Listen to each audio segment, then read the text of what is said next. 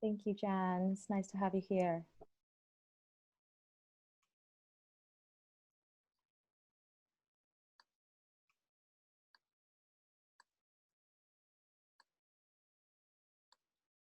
Okay, I think we have about 100 people here with us and counting, but so that we don't keep everyone waiting, let's start.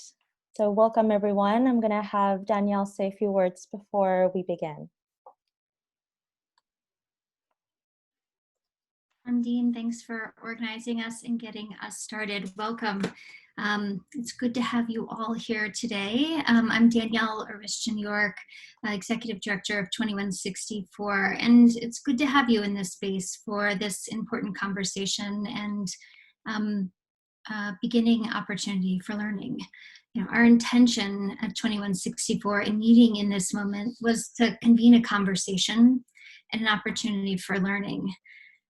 While the timing of this has been remarkable and rather fortuitous, this conversation has been planned and in the books for a number of months. So I'm grateful to our presenters, Lisa McGill, Erica, and Jennifer Laszlo Mizrahi, who are taking the time out of their lives, particularly in a moment like this, to help us at 2164 and in the larger community learn.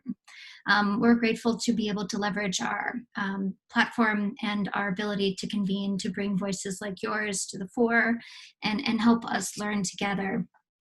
As I was watching the news and in my own community and city this weekend, I was reminded about this idea that I would say that I think at 2164, and personally, I think I've been a student of culture for a long time. I was always interested in all the grown-ups in the room and why they did what they did and how interesting it was. But I was reminded of this idea that culture eats strategy for breakfast. And while we're gathering here today to learn about diversity, equity, and inclusion in hopes to bring a more just world forward. The difference that we experience of ourselves and one another, be it race, gender, or ability, is not purely intellectual. In our response or our understanding, we live in embodied experiences. And I think that this is the work that we have to do. It's and what we have to undo, what's been done for generations. So, as a student of culture, I'm thinking a lot about the idea of strategy, and it's not resonant to me right now. So my hope today is that we'll learn something intellectually, but we'll leave here and operationalize that in our behaviors and our actions, in our bodies in new and different ways. So grateful for our colleagues who we will learn from today. And I know there's big work to do. So thank you, Undine, for helping get us to this place. Thank you for all of you for your time and your attention. I hope you take a deep breath and settle into your own bodies as we start this learning journey. I'm gonna take care of the chat. So please tell me what you need along the way. Undine's going to run the show with these women who we're going to learn from. And I'll be back at the close. I'll be here the whole time, but be back to talk to you at the close. Undine, let me pass it to you. Thank you, Danielle, for your opening and for setting the context to our time here today. I think that if there ever a time to think about the values that you stand in, this is the moment, right? This, in hard moments like this, we want to make space for people to gather, hosting conversations to use our platform and the skills that we at 2164 have around convening to learn with you and uplift the experts doing this work around diversity, equity, and inclusion in philanthropy. So today we're here to uplift the work of the National Network for Consultants and Grant Makers, NNCG, featuring Lisa McGill, Project Advisor of NNCG, Erica Eckwertzel, founder of Civic Aim and 2164 Certified Advisor, and Jennifer Laszlo Mizrahi, President of Respectability. Their bios will be in the chat for you to browse. I will add it in right now. and they will speak more about their work as we continue with our session. We also have Linda here, who is our captionist for today. Jennifer will speak a little bit more about the purpose of the caption during her section, but if you'd like to turn on your closed captions, click on the bottom. There's a button at the bottom of your Zoom bar with the letter CC, and you can show your subtitles on the screen. And before we start, and for those of you who are new to 2164, we value really standing in our integrity. And what that means is that, for example, when we talk about our values, we really want you to understand who you are and what you're aware of in the moment and how you want to apply that in your work and life. And when we talk about implementing DEI in our work, it's similar to what we do with all the trainings, with philanthropic professionals, donor education, and our work on tools. We ask people to experience the concept we teach, the frameworks and the tools for themselves first, before they do so with others. So our learning method, the way that we teach about how change happens, mimics in a micro level the journey that we have together today. So first, you have to have awareness, knowing this is happening in the world and to you. So why are you here? What motivates you to be here today? So please write in the chat so we could see where everyone's motivations lie.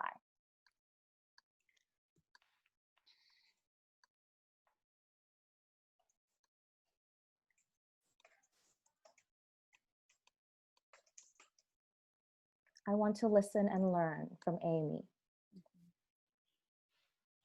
Brenda, Alisha brought me here. Opening eyes and ears to different perspectives, to keep learning, growing, and growing competency. Look at the waterfalls of actions and motivations, the urgency of now, to continue my journey in being effective as an instrument of change and uplifting equity. I want to make progress on integrating DEI into my consulting practice. Yes, Jumi. Awesome. So now that we're aware of why we're here, we've set our intention, then we have contact, right? Interaction. For example, when we talk about values, as I mentioned, we need to know what they are and how they play out in our world. We need to be in contact with them, right? And today we're talking about operating in a world in philanthropy with a DI lens. We're gonna have contact with our speakers. We have Lisa, who will introduce us to Learning Pathway and an assessment tool to help you see where you personally lie, where your organizations lie, and what work needs to be done in order to operate with a DEI lens. And then we'll invite you to ask yourself, how does this work interact with my experience, and how will I use it to mobilize the resources or operate differently?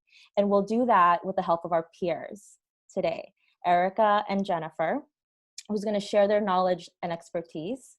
And then we'll save some time to ask questions about what you're learning today. And if you do have questions, don't wait until the Q&A section.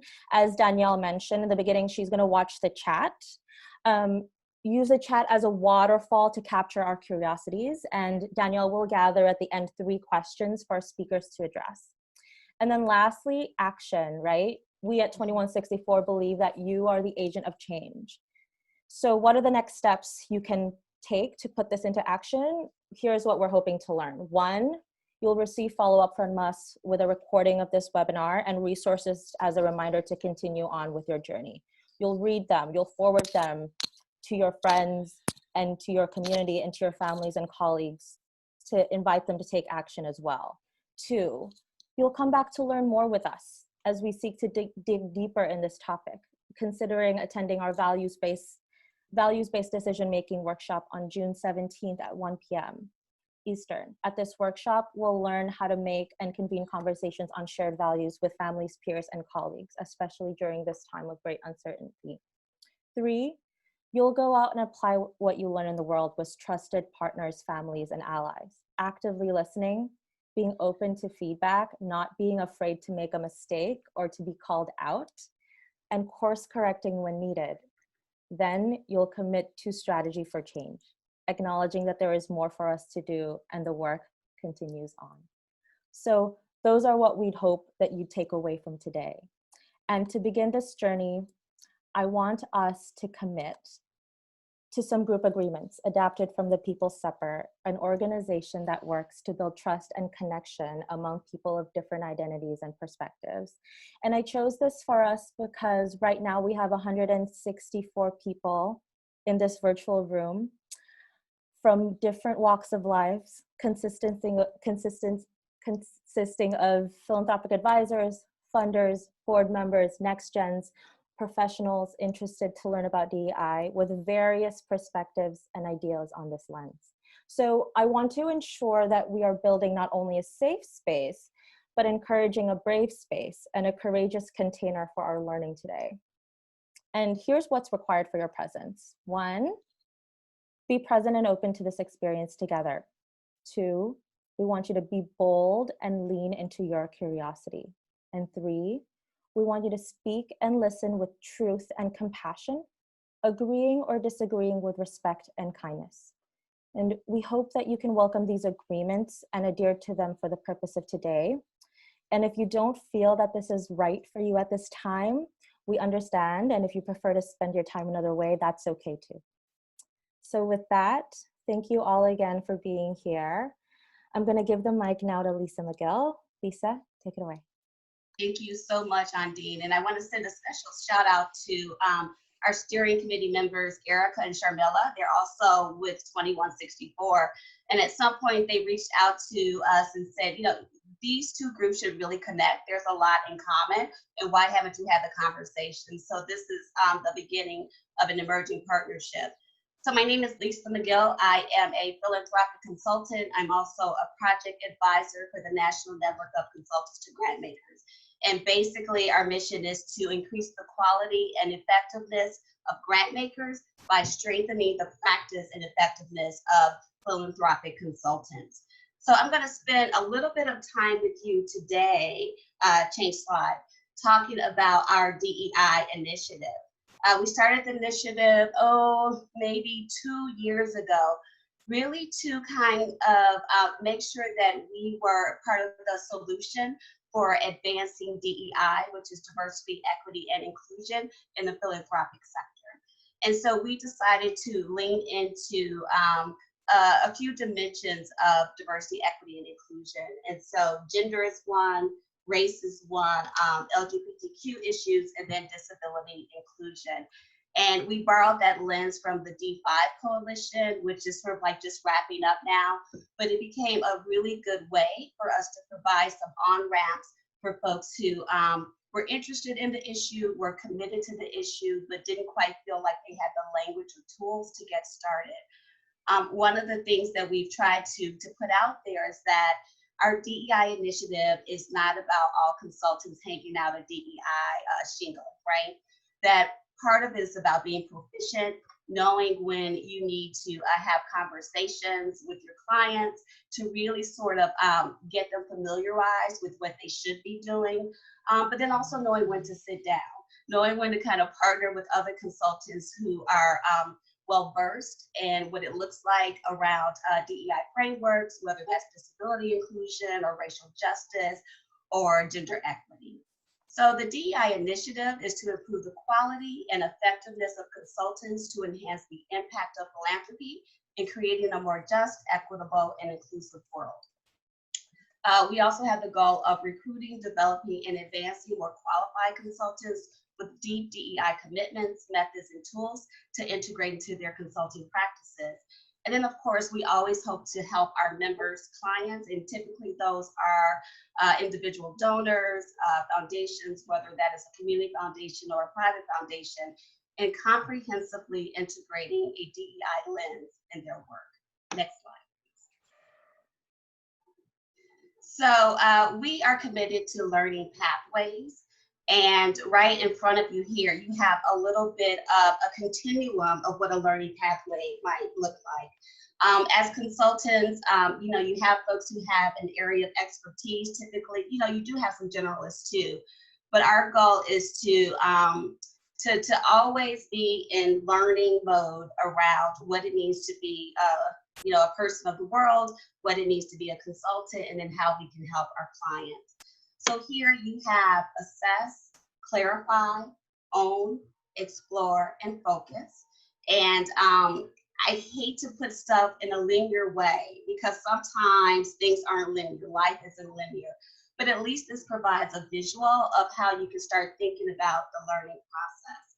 So we developed the DEI toolkit, really trying to help people figure out what that learning pathway could be. And the question was simple. We actually went to both our members and then seasoned DEI consultants in the field and said, if you had some must reads around diversity, equity, and inclusion, whether that's racial justice or disability inclusion or gender equity, what are those things? What are those kind of go-to resources for you? And so that's how we compiled the DEI toolkit. So to assess is, where are you in your consulting practice? Where are your grant-making clients in their DEI journey? And then what is the role of lived experiences in crafting your journey? To clarify, how do you want to advance your knowledge and then the knowledge of your clients? And then to own. And owning means like, where are your gaps? Like, can you say, okay, I don't do this really well around diversity, equity, and inclusion. And then what gaps in expertise or experience does your client need to overcome? To explore, how do you or your clients want to address those gaps? And then to focus. How can you focus and best use your commitment to DEI and your consulting practice? And then again, how can you help your clients with your DEI commitment? You'll notice that it's paralleling to both. You're both working on your journey and you're helping the client with its journey as well. Next slide. Okay, so here is just a JPEG of the DEI toolkit, and shout out to someone, I think it's Sharmila, who actually added it to the chat room. So part one of the toolkit includes frameworks, grant making, planning and evaluation, organizational culture and leadership, research and engaging communities as topics. And those aren't necessarily all of the topics, but we try to kind of think through as consultants, where do we typically go, or when are we engaged by grant makers to really kind of help out? And those were some key places. I say that with a little bit of trepidation because, we were organizing the toolkit. We might put something in frameworks that also could have been in engaging communities. So kind of, know that kind of going in again that things aren't linear.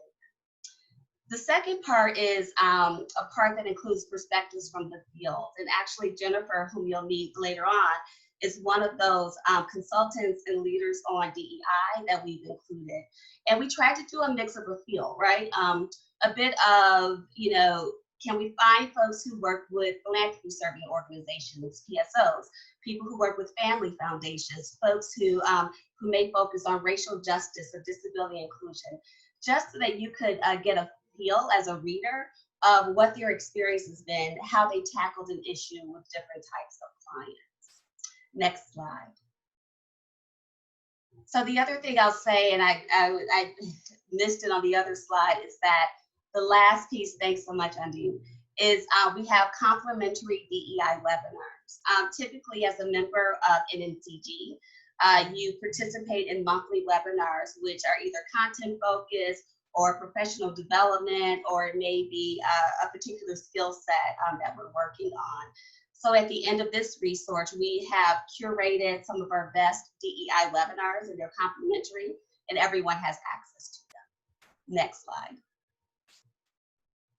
All right, so if you actually click on the link, and you may not actually see this, but on, I want to say like the second or third page, you have access to a document that is actually created by D5, that is a self-assessment, and you'll get a copy of that in the chat.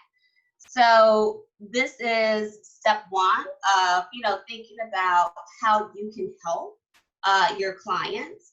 And this is just an example of one of the questions. And I'm not going to go through it totally, but it gives you a sense of across the dimensions where you feel you have a level of expertise and where you feel that you need to strengthen your work. And so if you go through the entire assessments, it allows you to do a little bit of summing everything up and then making decisions about where you might want to concentrate more. And then from there, you can go through the DEI toolkit to figure out which materials to engage. Next slide. Okay, so I think the stories are huge. You know, people, I have a PhD that I don't use, and people always say, oh, research should be objective. I don't believe that that's even true. Like, you know, you bring your story, there's a reason people come to community organizing or academic work, or even the work we're doing in philanthropy. There's usually a story kind of behind it. So we're going to spend some time now talking to your peers about like what's their story as it relates to this journey around DEI, but then also, you know, how they may actually kind of use the toolkit or similar types of toolkits to advance their work, but also the work of their clients. So with that, I am going to introduce both Erica and Jennifer and have them take it over. Thanks so much for your time. Thank you, Lisa, and thank you, Andine. My name is Erica Eckwurzel, and I say hello today from Austin, Texas. I'm founder of Civic AIM, and it is a philanthropic advisory service that works with families and giving circles and private foundations to strengthen grant making, governance, and impact. I'm really proud to be here today as a member of NNCG in 2164. Thank you both for your openness to collaborate and also uplift this this discussion that we're having today that I know as participants and citizens of this world, it is kind of weighing down on us. And Lisa, as you mentioned, you know, I'm here to really share my story as a philanthropic advisor that works with grant makers who seek to make the change, be the change, and also assess where they are with respect to equity and diversity and inclusion. My core practice, honestly, is not in DEI. It's more so in organizational development and with a focus in family dynamics and creating legacy within philanthropic practices. And so I really appreciate how, for someone like myself as a philanthropist myself, a practitioner and a researcher in philanthropy, but as well as a citizen, that this toolkit has been made available and one that is truly accessible. And so the story that I'm going to share with you all is how I utilize this toolkit, not only for my own self-assessment of what my values were and how it really upholds inclusion and equity for all, but also in kind of highlighting where I needed to grow, and has since then been an instrument to really keep myself accountable, because at the end of the day, as a professional advisor and someone who is asked and invited to rooms of decision making and funding, the best way that I can serve others is understanding myself and helping bridge the resources that they need to advance their grant making and work. And so I will share with you at least one example of how I've used the toolkit, as well as a couple of takeaways, particularly for other philanthropic consultants, for families, wealth advisors, as well as next gen donors who are thinking about really leaning into this work and creating a journey for themselves. So as Lisa had mentioned, there is the self-assessment, and I'll actually share with you. This is kind of what it looks like. Again, it is it's pretty simple and methodical in nature, but the insight that you get from it is really powerful, and one that you can continue to to work on both in self. For myself, as you may have seen, there was a lot of notes that I have around it, and but I've also journaled, as well as included um, myself into different kind of publications and bodies of work, so I can really learn and evolve in this. When I took this self-assessment, um, what I had learned was that, as I shared, I come to this space with expertise in organizational development. And so it was no surprise that my work in this was, or strengths more so, were really focused on incorporating DEI into vision, mission, and strategy. Um, and so, in my work, I really support people, and that is equipping them to make change and helping create the policies and processes in which to implement that change. What I also saw was, as I looked at the different dimensions that this toolkit outlines, is that I was much more comfortable, and I say this as a Latinx donor and practitioner of color. There's more apt and comfortable to lead discussions on gender and race. And where I had room to grow and understand was really in the dimensions of sexual orientation, as well as disability and inclusion. And honestly, I'm really excited to hear the portion that my colleague Jennifer has to share with us with her work in respectability today. So I think that that is important, and I share that in the sense where it's a bit, vulnerable, but also I really learned about myself and where I am, because then I can translate that to my work in practicing professionalism and ethics in philanthropy. And that translates to my clients.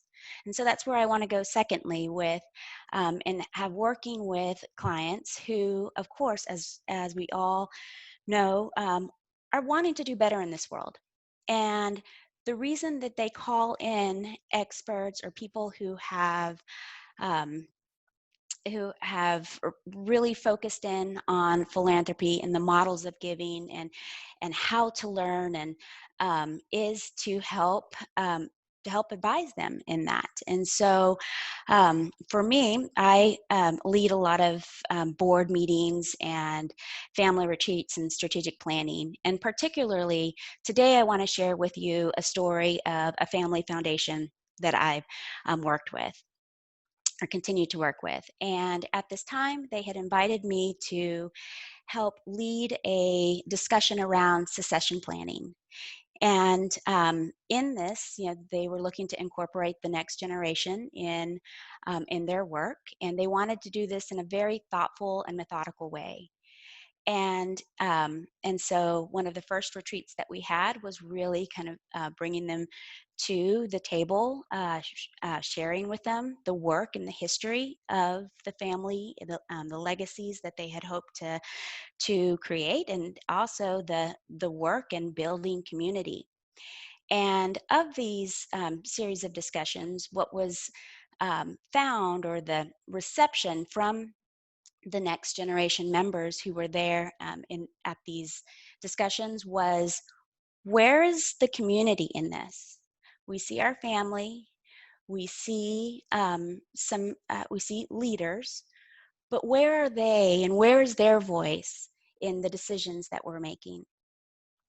And so that is really where I turned, as, again, not a DEI expert, but knowing that there was a body of work and that there was expertise to be shared and connected. And in fact, I encourage you to take the time to look at this toolkit, because the time that this toolkit was created, which was published at the end of last year, in fact, is built upon a richness of work. And for me, when I looked down at the different resources, what my client was needing was information on participatory grant making and how to include the beneficiaries of their funding into the grant making operations. And just to share with you briefly, one of the great publications that we worked through in one of the retreats was Deciding Together, Shifting Power and Resources Through Participatory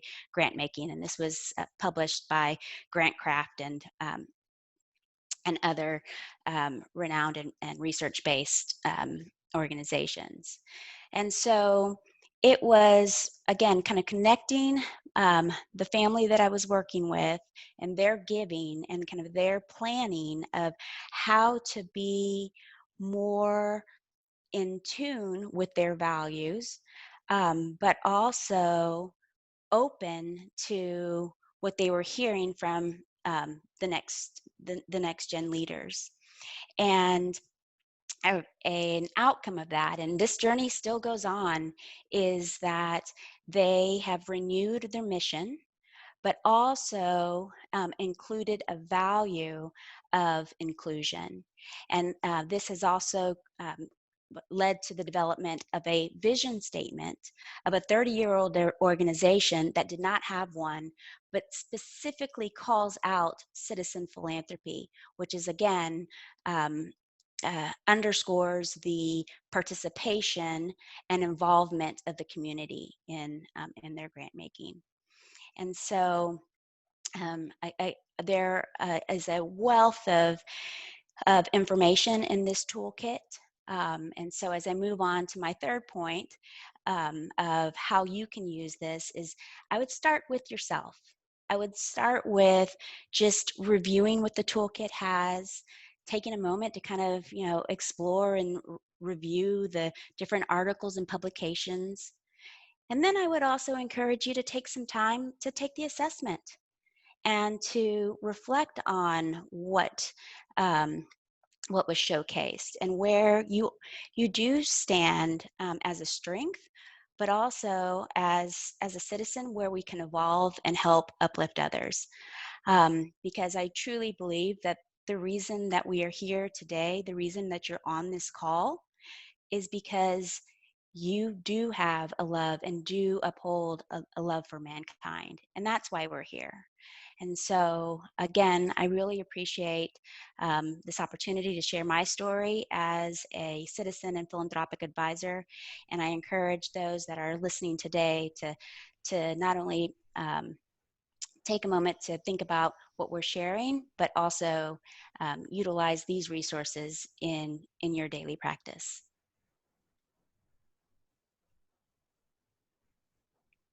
Thank you so much, Erica, and thanks for the questions that are coming in. I know that Adine and Danielle will be sort of curating those questions, so we'll get to them in 1 second. So the next person who is going to speak is Jennifer, and Jennifer was actually one of the folks profiled in our DEI toolkit. So I just want to say, and I want to admit, I guess close to what Erica was saying, that I consider myself a DEI consultant, but when I did the self-assessment, I definitely was not doing as well with disability inclusion.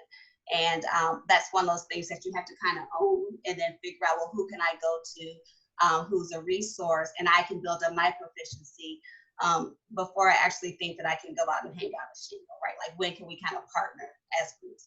All right, so with that, Jennifer, we'd love to hear your take on your DEI journey.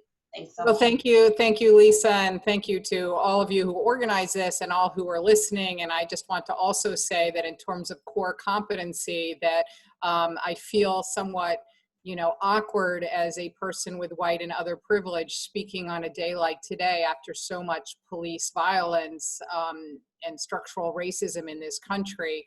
I really want to lift up that it's not enough to not be racist, that we have to be anti-racist, and to say that I have a consultant who works with me and with my team on equity, and that person is terrific. And I think that going on these journeys is very, very worthwhile, and that I am a work in process myself on a lot of these issues. But let me say that I myself am a person who is dyslexic and I have ADHD, so I'm a person with lived disability experience. I'm also someone as a parent who knows what it means to be parent of someone with significant disability, and I am both the CEO of a nonprofit organization, Respectability, but I'm also a philanthropist. My husband and I started our donor advised fund more than 20 years ago. And in fact, since the pandemic started, we've invested in 20 organizations just in the last, I guess, 11 weeks around the pandemic. So I really have been involved in these issues from a lot of different directions. So if we can look at the next slide, please. So when we think about equity, you know, this is what it used to look like, you know, not so long ago, frankly, where there were signs that let you know when something was structurally racist by definition. And so hopefully your clients aren't investing in these types of organizations, but structural racism and other kinds of prejudice rarely comes with signs that are on the top that make it so easy to recognize what it is. So you have to dig deeper. Next slide, please. If you look at the next slide, what you will see is a group of white men around a table. Now, what if this was the board of directors for a nonprofit organization serving young women of color? Well, you would recognize right away, what do those white men all know about women of color? I mean, what we have learned in the nonprofit space is that nonprofits at their best, are really led by people who have lived experiences and solutions to those problems. So they have people who have lived experiences with the problems that they're addressing, they know the actual solutions, and they work on replicating the solution so they can solve problems. Yes, there's a lot of space for white straight men as allies, but if this is what your table looks like and it's not diverse and it doesn't have lived experience, then the nonprofit you're investing in, frankly, is not going to be so good at succeeding in its jobs. Next slide, please. Now, when it comes to ableism and structural ableism, and it's a term that a lot of people don't know, but you know, racism, sexism, ableism is the idea that people without disabilities are better than people with disabilities. Ableism uses a medical model frequently that says that people with disabilities are just sitting there waiting to be cured, the way that some people wanted to cure people who were gay in the past, as opposed to accepted, as opposed to seen for their strengths, as opposed to seen for what they can do. And there's a tremendous amount of structural ableism in society. Next slide, please. Disabilities, when you're working with your client, are temporary, they can be permanent, they can be visible, they can be invisible. It's something you can acquire with age and with accident. So if you're doing family philanthropy, I can almost guarantee you that some of your clients have disabilities that are not visible to you. So the older they are, the more likely it is that they're losing their hearing. So I'm very pleased that today we have captioning. Captioning is incredibly, incredibly important when you're working with people who are older, because they are losing their hearing and they do need to have those live captions. I will also say that they're very important for English language learners, that when you're working with immigrants, that captions can help people who are still learning the language get all the content that is needed. The majority of disability is what's called a non-visible disability. And in American society today, of course, it's mental health. People are feeling tremendous anxiety today because of current events and because mental health is just a normal part of the human condition for many people. Next slide, please. Anyone can join the disability community at any time, as I said, due to accident, aging, and illness. But what we need to understand is the importance of breaking down silos. So every demographic group experiences disability. And I will tell you that there are 7 million school children in America today who have disabilities that have been diagnosed. And of those 7 million, a slight majority are children of color. This is particularly important because if they're a child of color, they are disproportionately, because of structural racism, in an under-resourced school. And hence, there are not people there doing the right early intervention to know that the child who isn't learning, maybe isn't learning not because their parents at home are speaking Spanish and they're thinking, well, little Juan isn't learning to write because their parents don't speak English. It's because Juan has dyslexia or dysgraphia or a learning disability, and they need someone who can diagnose that. They don't have the mental health supports. They don't have special educators. So this intersectionality is incredibly important. I will also say that the LGBTQ community has a higher incidence of disability than other communities. For a whole variety of reasons. One, because bullying and attacks has caused more mental health conditions, but also people don't know why, but people with autism and spina bifida also are more likely to be parts of the LGBTQ community. And so it's important to always be intersectional in your work. Next slide, please. This is a huge population, huge. It's literally 61 million Americans. Literally 1 out of every 4 adults in America has some form of a physical, sensory, cognitive, mental health, or other disability that, according to the US Census and the CDC, is defined as a barrier to everyday living. I will also say that COVID has added to that, because if you are particularly obese, you have diabetes, you are now at a particularly high risk for COVID. And so going back to work in an office, going shopping is at a higher risk for you than it is for other people. So there's a lot of new conversations that need to be had at this moment. Next slide, please. This is a study that we did that I encourage you to read. We did 5 focus groups, 14 one-on-one interviews, and 1,000 people in a survey from philanthropy and the nonprofit sector. So if we can go to the next slide, I'm going to show you what structural ableism really looks like. Structural racism, things like redlining, how we pay for our public schools. These are things that are structures that are causing problems beyond just the attitudes. The same is true with ableism. You see, only 14% of the nonprofit space and the philanthropic space is bothering to do captions. This is very, very important because it means you're excluding people who are deaf or hard of hearing. Only 14% are doing it. Let me also add that when you have a video for a nonprofit organization, if you put that video on YouTube, literally YouTube has an algorithm that puts the captions on instantly for free. So this is not something that is a barrier because it's too expensive. It's that people don't know what they don't know, and they frequently are doing things that are really, really harmful, really barriers to people's full potential to participate as human beings in society because they don't know what they don't know. Likewise, 40% of nonprofits are not even attempting to make their live events in places where someone who uses a wheelchair can get in the door, go to the bathroom, attend the events, for example. So that's a checklist that you could go through for your own organization. Next slide, please. I want to talk about the difference between equity and diversity a little bit, but let me first say that this is a series of free webinars that you can do to learn how to become competent in all these different issues, and they're all free and they're all online. I encourage you to really enjoy them and use them, and I also put in the chat earlier a link to a toolkit. Next slide. This is a slide that really addresses the difference between equity and inclusion and diversity. So on the left, top quadrant, you see exclusion. People with disabilities are cut out. Just like African Americans previously in society were completely excluded.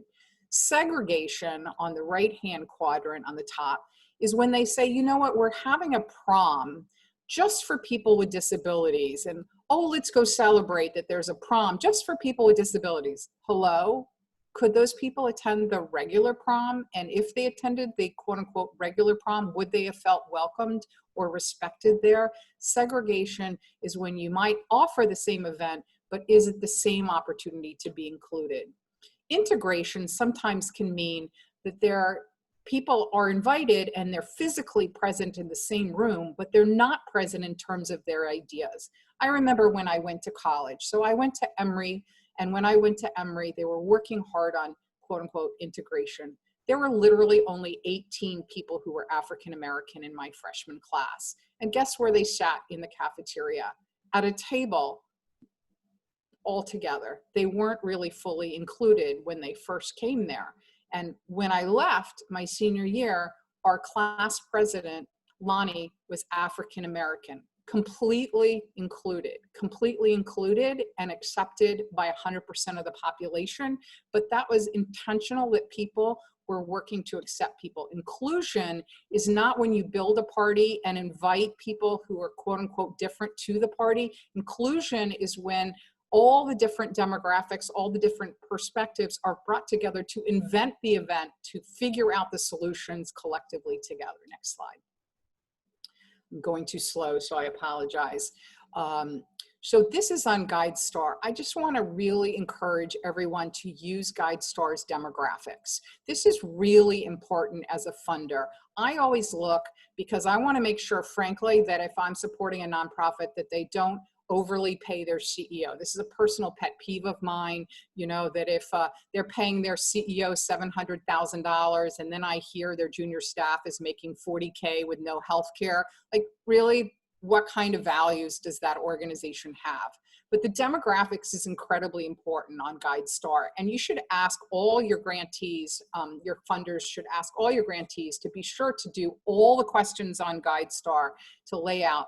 You can see these are ours for respectability, that we're a mix of male and female, that we have a disproportionately high number of people from the LGBTQ community. A third of our team are people of color, both on our staff and our board, and the majority of our team are indeed people with disabilities. I think you would find it interesting to learn that the vast majority of disability organizations have very few people with disabilities on their board or their staff. Why is that? Disability organizations tend to be white two-parent families of relative privilege, where their parents got together to sort of rescue kids who are like their kids, as opposed to recognizing that maybe they don't need to be rescued, maybe they need to have agency, and they should be on the board, and they should be on the staff, and they should determine their own future too. Next slide, please. So when you have a crisis, you know, no matter what the crisis is, if you have truly equity and inclusion in your organization, you can find solutions more quickly. So when the pandemic started, we did a series of online town hall meetings with our stakeholders. And I want to really flag the very first one we did on April 3rd was led by 3 people of color who were blind, spoke to 70 other people who were blind about what are you experiencing during this COVID crisis. And the news was talking about, you know, masks, and the news was talking about people dying. And here's what we heard. We heard that people who are blind use touch to find things. And that sometimes when they're walking around and they can't find something, they ask somebody if they can put their elbow or their hand on their elbow and be brought to find whatever it is. How are these people going to go shopping? How are they going to do their grocery shopping without touching things and without being very close to people? Also, people with disabilities are very disproportionately poor, seldom in the workforce. Only 1 in 3 whose working age is in the workforce, which means that they're using SNAP. They're using food stamps. Next slide, please. So what we discovered, and by the way, we did a series of polls with a sample size of 2,000. So we knew this wasn't just 70 people on a call, that this was omnipresent across the country. On the left-hand side of the map, you can see that only the green states there are where you could use SNAP or Foodline or for food stamps for online purchase and delivery. That meant that if you used SNAP, if you used food stamps and you were blind or you had another disability, you had to go in person to the store and pay for your food instead of using online. And so what did we do as an organization? Listening to the grassroots, and because we're an organization led by stakeholders, we worked state by state to change that. And the right-hand side shows you today that 90% of people across America who use food stamps can now have food delivered to their homes, which means that they don't have to be at risk from COVID. By the way, 90% of hospitalizations for people with COVID are people with underlying medical conditions. So that's the people that we serve. Next slide, please. I'm just going to skip this and go to the next slide and say that we have toolkits online that can help you. All of it is free. If I can be helpful to anyone, I hope you won't hesitate to reach out. But the bottom line is that when you have real inclusion in your organization will always be more successful in achieving your mission.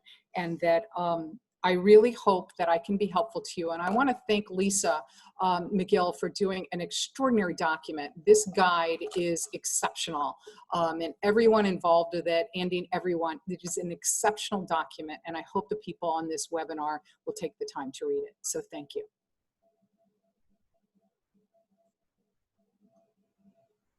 Thank you, Jennifer. Undine, are you ready for questions? Panelists, are you ready for questions? We've had a couple pop up. I'm going to work backwards. There was a question that came up just recently about tokenism. I'll read the question. I'd like to ask about tokenism as it relates to inclusion. Ask for clarification that it's not just about having one person be the class president, but that other voices of diversity weighted equitably within leadership, not just one. I'm wondering if you all would speak to that. Jennifer, I think this is referencing your example. I'm curious. Absolutely, absolutely. So let me just say that there has been a fair amount of research in the sort of diversity space, that whether it's in the nonprofit or the for-profit space, that when somebody hires one person with a particular demographic, the likelihood that that person will leave within a year is exceedingly high, exceedingly high. And that what I've seen in terms of guidance when you're onboarding talent, for example, is to try and be hiring sort of like a cohort of people so they're not by themselves. To not say I'm hiring my one Black or gay or disabled person, but that you might hold a couple of jobs open until you have a little critical mass and bring a couple people on at the same time is one thing. The second thing is that unfortunately, because of barriers, structural barriers in terms of education, for example, people with disabilities who are born with disabilities rarely have advanced education. Only 7% of people who were born with disabilities complete college.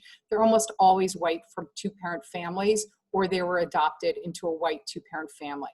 So if you want to hire somebody who is a person with a disability, who is a person of color, in many cases, you'll find it's somebody who acquired their disability later due to accident or illness, or you just do, you look for them to not have that college degree. And then you have to really, really plan to give people the additional mentoring, the additional training, to make sure that they are successful in their job, because you're not hiring someone to be a token, you're hiring someone to make them a superstar.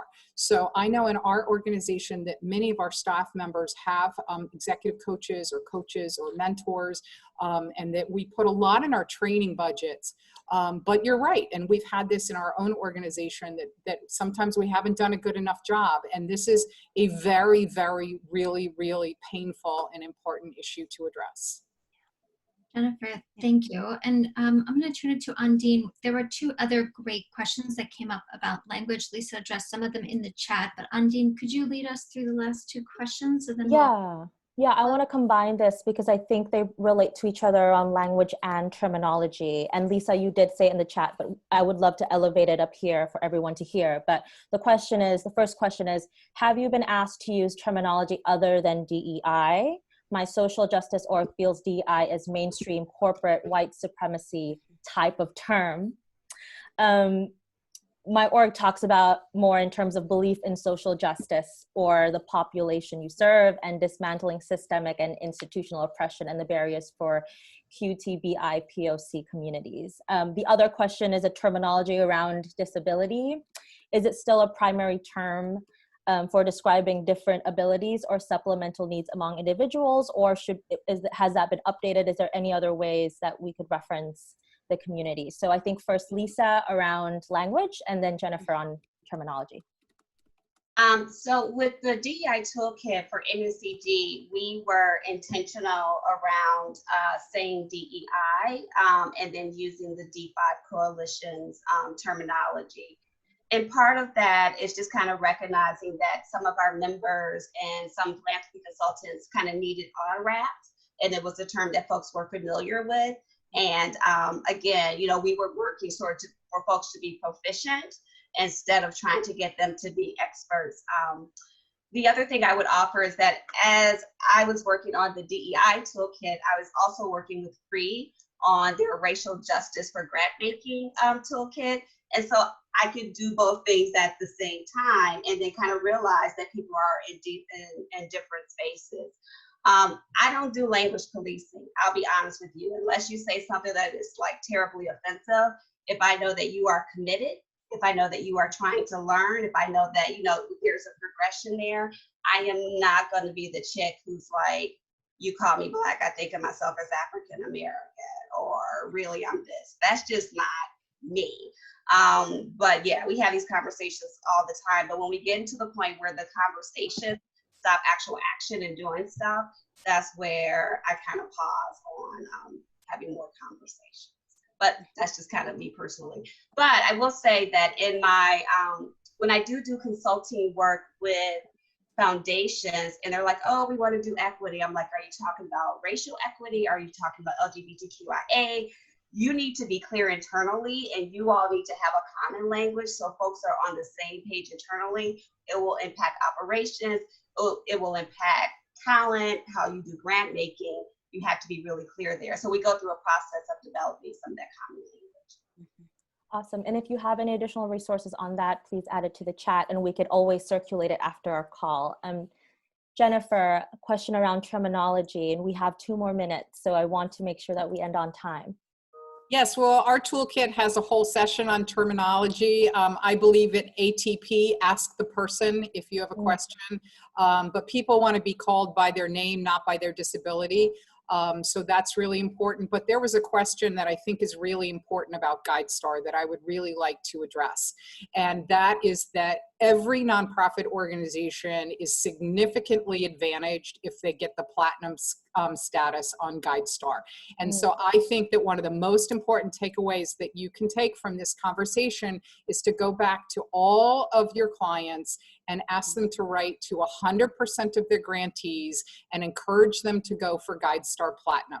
Why is that in their interest? One, because when people are asked about demographics, it makes them think. It makes them hold themselves accountable. But also, why is it in their interest, even if the numbers are catastrophic? Let's imagine that everyone is white, everyone is straight, and no one has a disability, and that you disclose all of that. At least you've set something that you're starting from as a benchmark so that you can see what the progress is, number one. Number two, organizations, individual donors now are using donor advised funds. Very few people of significant means are writing a personal check.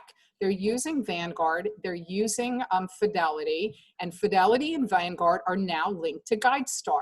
So any nonprofit organization who thinks they can get off the hook by not paying attention to this is ignoring this massive pool of potential money for their nonprofit from all those individuals who use DAFs, because all the DAFs are now connected to GuideStar. So if you want to help the nonprofits that you care about, you need to tell them to get right on this, because this is a really hard time to fundraise. Let's face it, a lot of nonprofits are going to close. And the ones that are going to close are the ones that are not intentional, frankly, have not met the needs and representing their community. And so getting good with GuideStar and going for the platinum, I think will help those nonprofits really significantly in what is going to be an excruciating fundraising period of time. Thank you, Jennifer. And Lisa, any last words and announcements, and then I'll leave it to Danielle to close. Great, thank you. So thanks everyone for taking the time.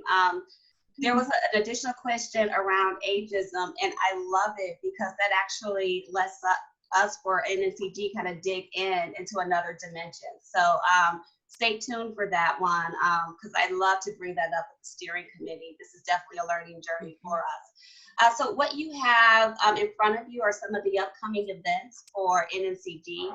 Tomorrow we have a focus on collective impact. I'm sure that a lot of you are familiar with collective impact. We're coming up with, I think, close to 10 years on the model. And so one to have a sense of what it is now from our members, FSG. We'll also have some complimentary consulting boot camps that are coming up in the summer, building your consulting practice and also around building your brand. And then you'll see the list of the other webinars that we have for NNCG throughout the year. So thank you, 2164. And with that, I'll turn it over to Danielle. Lisa, thank you. Erica, thank you. Jennifer, thank you. I learned a lot today.